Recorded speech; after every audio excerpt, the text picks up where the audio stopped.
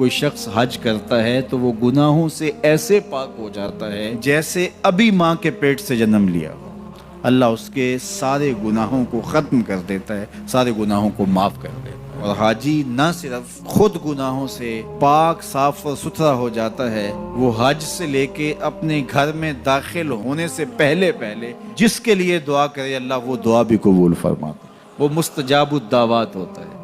اس لیے جب کوئی حج کے لیے جا رہا ہو، مستحب یہ ہے کہ جانے والا لوگوں کو مل کے جائے، رشتہ داروں کو، دوستوں کو، اگر اس کے پاس وقت ہے، فرصت ہے، حالات ایسے ہیں تو وہ جائے اور جا کے جتنے لوگوں کو ملا جا سکتا ہے، اگر کسی سے زیادتی کی ہے تو معافی تلافی کروا لے، ان کو مل کے جائے، اور جب وہ واپس آئے تو لوگ اسے ملنے آئے، اس لیے کہ یہ اعزاز ہے کہ اب اس کی آنکھیں دیکھیں جس آنکھوں نے کعبۃ اللہ کی زیارت کی ہے، اور وہ بھی اگر اس کو گھر داخل ہونے سے پہلے ملیں تو اس کی دعائیں اس وقت میں رد نہیں ہوتی، تو اس سے دعائیں لی جائیں۔ تو حج ایک ایسا فریضہ ہے جو زندگی میں ایک مرتبہ ادا کرنا واجب ہے، اس کے بعد آپ ہر سال ادا کر لیں، 5 سال بعد کر لیں، زندگی میں جب استطاعت مالیہ نصیب ہو، استطاعت بدنیہ نصیب ہو، حالات اجازت دیں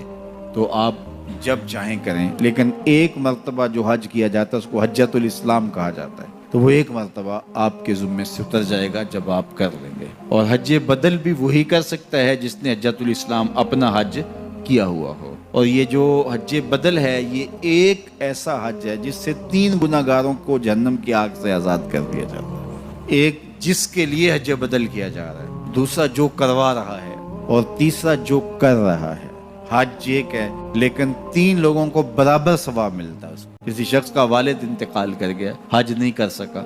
یا اس کے پاس بدنی طاقت نہیں ہے، تو اس کی طرف سے کسی کو حج اس کا بیٹا کروا رہا ہے، تو جس نے کیا حج وہ بھی مغفور ہے، جس کی طرف سے کیا جا رہا ہے وہ بھی مغفور ہے، اور پیسے جو خرچ کر رہا ہے اپنے باپ کے لیے، اپنی بوڑھی ماں کے لیے، وہ بھی مغفور۔ تو ایک حج 3 گناہگاروں کی بخشش کا ضامن بن گیا، یہ حج بدل کی برکتیں۔